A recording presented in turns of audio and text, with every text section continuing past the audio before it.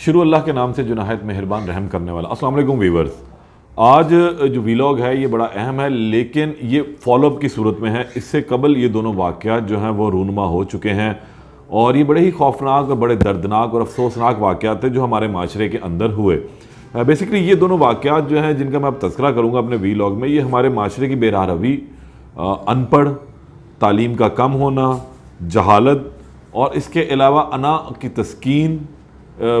سے متعلق ہیں۔ کیونکہ جس معاشرے میں ان تمام چیزوں کی بھرمار ہوتی ہے تو پھر اس قسم کے واقعات کا رونما ہونا کوئی بڑی بات نہیں ہوتی۔ تعلیم ایک ایسا شعور ہے، کہا یہ جاتا ہے کہ یتیم وہ شخص نہیں ہے جس کے ماں باپ نہیں ہے، بلکہ یتیم وہ ہوتا ہے جو شخص تعلیم اور آگاہی سے جو ہے وہ پیچھے رہ جاتا ہے، اس کو یہ نہیں مل پاتی، وہ یتیم کہلاتا ہے۔ کچھ اسی طرح کا ہی معاملہ ہمارے ملک میں بھی ہے، جہاں پر تعلیم کی کمی کی وجہ سے بہت سارے واقعات جو ہیں وہ رونما ہوتے ہیں، اور ان واقعات کی وجہ سے جو ہے بہت سارے ایسے کیسز رونما ہو جاتے ہیں جو معاشرے پر رہتی دنیا تک ایک دھبا، بدنما دھبا بن کر رہتے ہیں۔ آج جس واقعے کی میں تذکرہ کر رہا ہوں وہ بھی کچھ اسی ہی طرح کا ہے کہ اس واقعے کی وجہ سے جو ہے بہت سارے گھر تباہ ہوئے، بہت سارے معاملات خراب ہوئے، لوگوں کا باہر نکلنا جو ہے وہ بڑا دوبھر ہو گیا، اور بہت سارے لوگ جو ہیں ان تمام چیزوں کو بڑے چسکے لے کر بیان بھی کرتے رہے۔ پہلے واقعے کی جانب چلیں گے۔ یہ پہلا واقعہ جو ہے اب سے کچھ عرصہ قبل ہی لاہور کے اندر پیش آیا، جس میں ایک ڈیلیوری بوائے کو بہت ہی بے دردی کے ساتھ قتل کر دیا گیا۔ یہ ڈیلیوری بوائے جو ہے، یہ کہانی سب کو معلوم ہے لیکن تھوڑا سا بیک گراؤنڈ جو ہے میں اس کا آپ کو بریف کر دوں کہ اس ڈیلیوری بوائے کا ایک آمنہ نامی خاتون کے ساتھ جو ہے وہ عشق معاشقے کا چکر چل گیا تھا، اور اسی میں وہ اس کو گھر ملنے کے لیے جایا کرتا تھا۔ اس دوران جو ہے اس کے گھر والوں کو، لڑکی کے گھر والوں کو پتہ لگ گیا۔ وہ لڑکی شادی شدہ تھی، 3 بچوں کی غالباً ماں بھی تھی، اور جس کے بعد جو ہے اس کے شوہر نے اس شخص کو بے دردی سے قتل کیا اور اس کی لاش کو ٹکڑے ٹکڑے کر کے مختلف جگہوں پر جو ہے اس کو پھینک دیا۔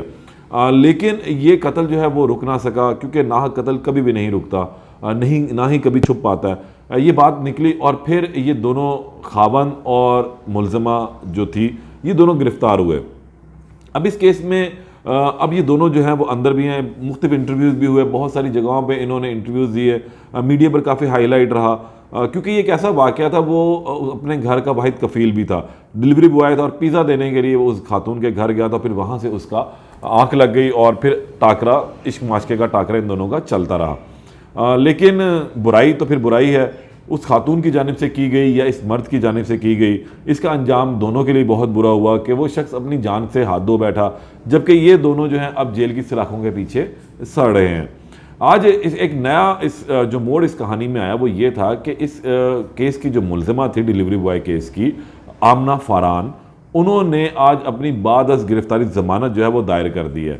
اور ایڈیشنل سیشن جج کے روبرو یہ ضمانت دائر کی گئی، جس میں موقف اختیار کیا گیا کہ اب مجھ سے تفتیش جو ہے مکمل ہو چکی ہے، اب مجھ سے پولیس نے کچھ پوچھنا نہیں ہے، میں جیل کے اندر بیٹھی ہوئی، جب تک میرا ٹرائل شروع ہو، اور جب تک ٹرائل شروع نہیں ہوتا مجھے جو ہے وہ ضمانت دیجیے تاکہ میں اپنے گھر جا کے رہوں، جبکہ اس کا شوہر جو ہے وہ ابھی بھی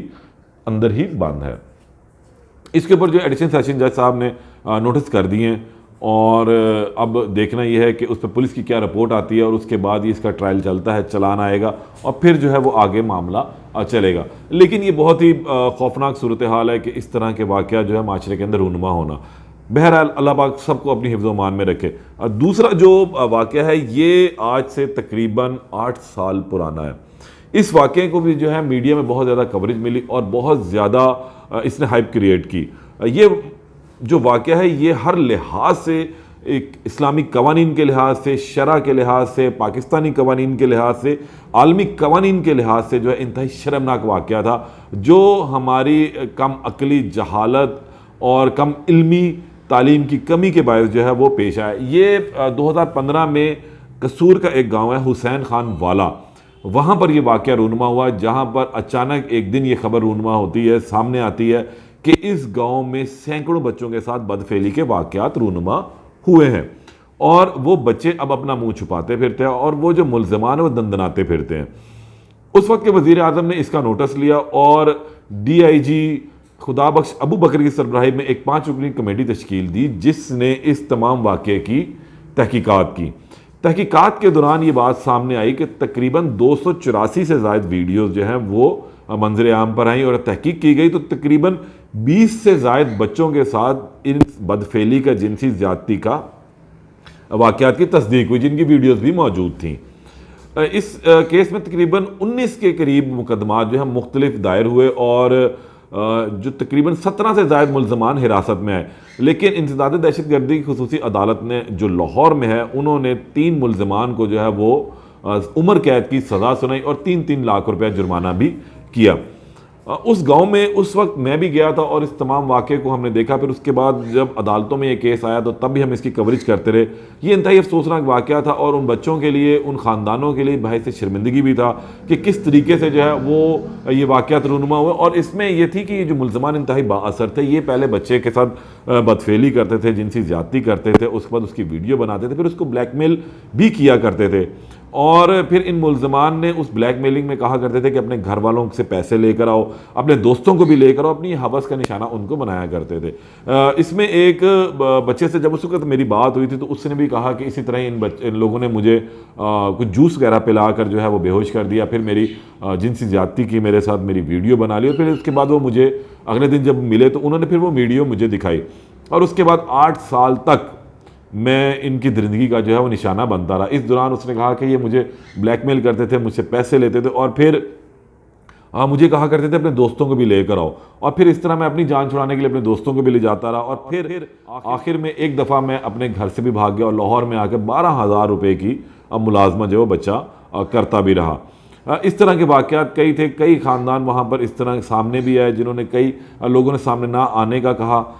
کئی خواتین بچیوں کے ساتھ بھی جو ہے یہ بات سامنے آئی کہ ان کو بھی بلیک میل کیا گیا، ان کے بھائیوں کو بلیک میل کیا گیا، اور ان کی بہنوں کو بھی جو اس طرح درندگی کا نشانہ بنایا گیا۔ اس کیس میں جو ہے 3 ملزمان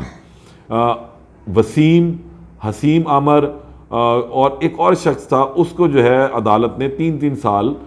3-3 لاکھ روپے جرمانہ اور عمر قید کی سزا سنائی۔ ان لوگوں نے جو ہے اپنی عمر قید کی سزا کے خلاف جو لاہور ہائی کورٹ میں اپیل دائر کی تھی، اور آج اس پر لاہور ہائی کورٹ کے 2 رکنی بینچ نے سماعت کی۔ جسٹس شاہرام سرور چودھری کی سربراہی میں یہ بینچ نے سماعت کی، اور اس کے بعد عدالت نے ان تینوں ملزمان کی جو اپیلیں منظور کر لیں اور ان کی عمر قید کی جو سزا ہے اس کو کالعدم قرار دے دیا، اور اس کے ساتھ ساتھ ان کو بری کرنے کا بھی کہا۔ عدالت میں جب یہ کیس گیا تو عدالت نے جس بنا کے اوپر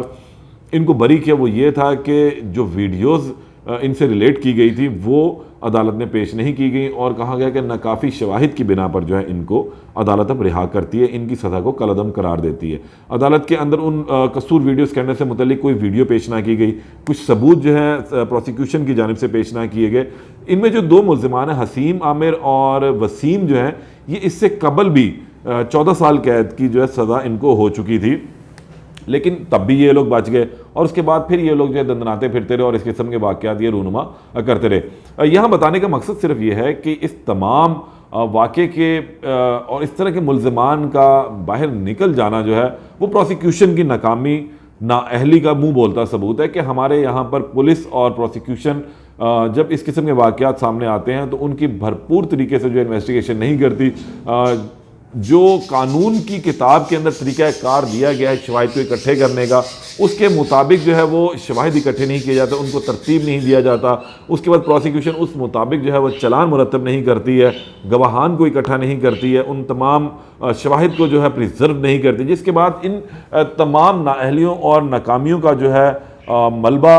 عدالت کے کندھوں کے اوپر ڈال دیا جاتا ہے، اور پھر عدالت سے یہ ملزمان جو ہیں وہ بری ہو جاتے ہیں، کیونکہ وہاں پر ثبوت ہی مہیا نہیں کیے جاتے۔ اور آج بھی کچھ اسی طرح ہی ہوا کہ ان ملزمان سے متعلق جو ہے ثبوت عدالت میں پیش نہیں کیے گئے، جس کے بعد عدالت کے ہاتھ بندھے ہوئے تھے، کیونکہ عدالت نے ہمیشہ ثبوتوں کی بنیاد کے اوپر ہی فیصلہ کرنا ہوتا ہے، اور جب ثبوت نہ ملیں تو پھر عدالت کے پاس ان کو بری کرنے کے علاوہ کوئی چارہ نہیں ہوتا۔ اور آج بھی اسی طرح ہی ہوا کہ یہ تینوں ملزمان جو ہیں جن کو عمر قید کی سزا انسداد دہشت گردی کی خصوصی عدالت نے سنائی تھی وہ یہاں سے کالعدم ہو گئی، جس کے بعد اب یہ تینوں ملزمان کو بری کرنے کے احکامات دے دیے گئے۔